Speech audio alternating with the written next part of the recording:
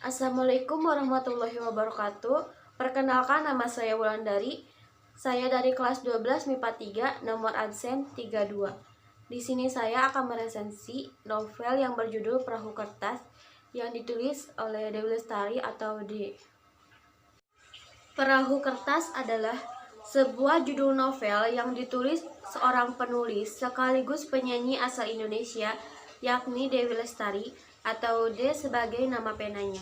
Novel dengan genre romansa remaja ini terlebih dahulu sudah dipublikasikan ke dalam bentuk digital WAP bulan April tahun 2008 hingga akhirnya berhasil dibukukan dan terbit pada tahun 2009 oleh penerbit Bentang Pustaka.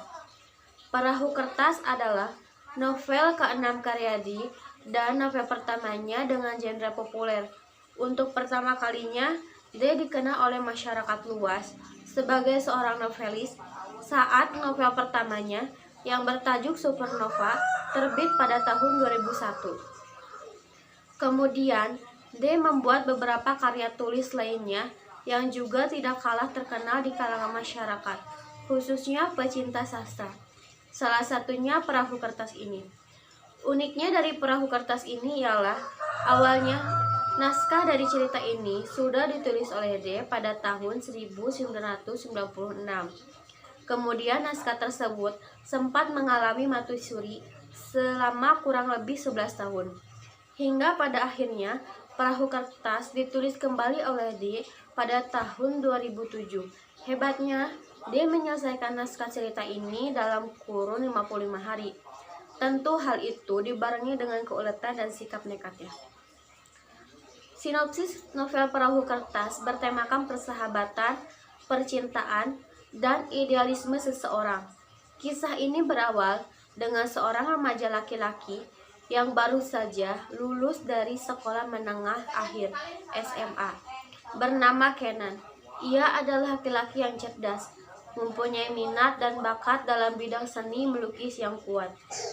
Kenan hanya bercita-cita menjadi seorang penulis, tidak ada cita-cita lain baginya. Akan tetapi, kesepakatan antara Kenan dengan sang ayah yang mengharuskan dirinya pergi meninggalkan Amsterdam untuk kuliah di Indonesia, tepatnya di Fakultas Ekonomi Bandung. Tokoh utama lain dalam novel ini ialah Kugi. Kugi merupakan perempuan unik, mempunyai daya imaji yang sangat tinggi. Kemudian, bisa dibilang ia berpenampilan eksentrik, cenderung berantakan. Kugi hendak berkuliah di kampus yang sama dengan Kenan di Bandung. Sedari kecil, Kugi memang sudah mencintai dunia perdongengan. Maka dari itu jangan heran bila dirinya mempunyai imajinasi tinggi. Ia memiliki koleksi dan taman bacaan, serta hobi menulis cerita dongeng.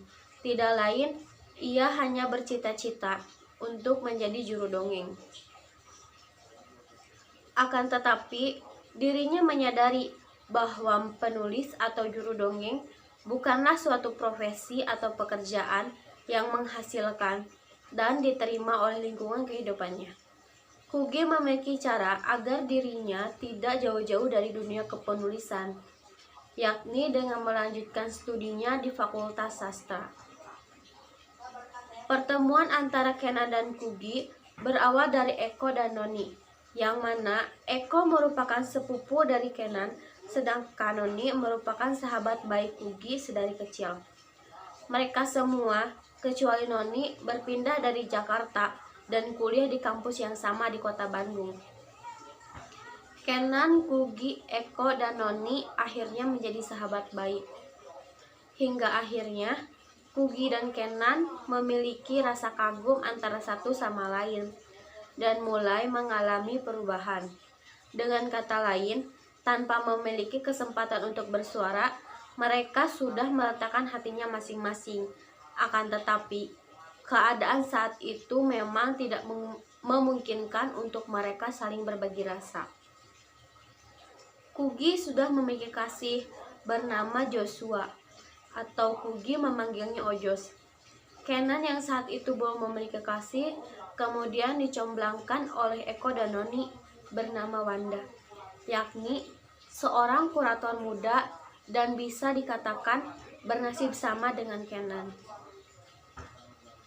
Hal itu terlihat bahwa Kenan dan Wanda memiliki minat dan bakat dalam bidang yang sama, yaitu melukis, dan ingin menjadi seorang pelukis juga.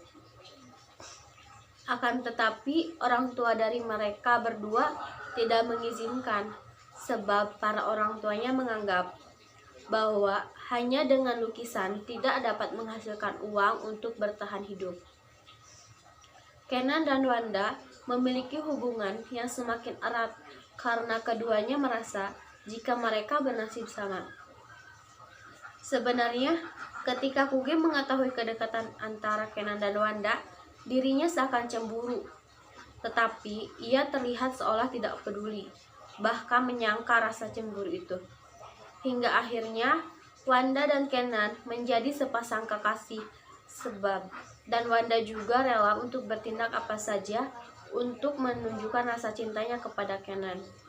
Setelah mendengar Kenan dan Wanda berpacaran, Kugi merasakan amat sakit di dadanya, seakan ditusuk tombak runcing. Ia tidak tahu apa yang dirasakan oleh perasaannya itu. Bisa dibilang perasaannya absurd. Pada satu sisi, dirinya sadar bahwa ia mempunyai Ojo sebagai kekasihnya. Akan tetapi, di sisi lain, dirinya ada perasaan yang berbeda pada Kenan. Perasaan yang seolah memandang Kenan sebagai sosok yang spesial di mata Kugi. Ojo jadi merasakan adanya perbedaan dalam diri Kugi, yakni sikap ketidakpedulian. Sayangnya, hubungan mereka berdua terpaksa kandas. Persahabatan mereka berempat, yakni Kenan, Kugi, Eko, dan Noni, sedikit meregang. Kugi memutuskan untuk mencari kesibukan baru, yaitu menjadi seorang guru relawan bernama Sakola Alit, semacam sekolah darurat. Di Sakola Alit, Kugi bersua dengan murid yang sangat bandel bernama Pilik. Pilik beserta teman-teman lainnya berhasil ia taklukkan hatinya dengan menuliskan sebuah cerita dongeng terkait kisah petualangan mereka berjudul Jenderal Pilik dan Pasukan Alit. Kugi menulis cerita hampir setiap hari tentang para muridnya. Cerita itu ia tulis di dalam sebuah buku yang nantinya akan diberikan pada Kenan.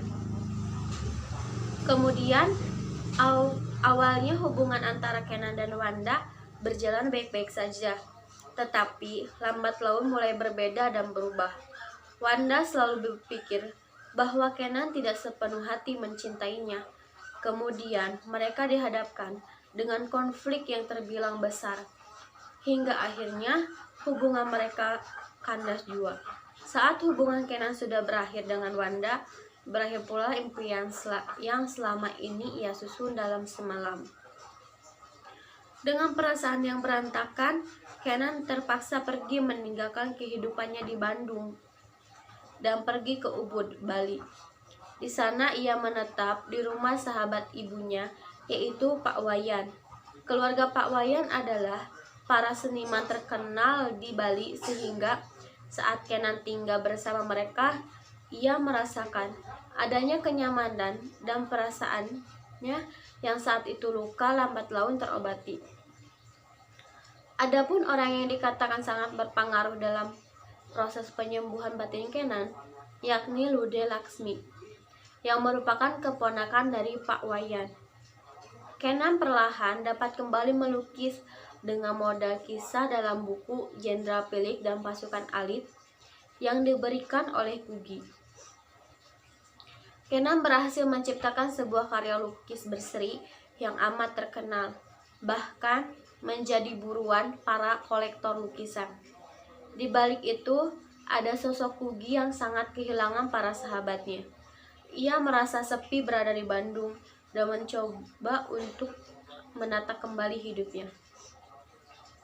Kugi telah lulus kuliah secara cepat, dan tak lama dari itu, ia bekerja sebagai copywriter pada sebuah biro iklan di Jakarta.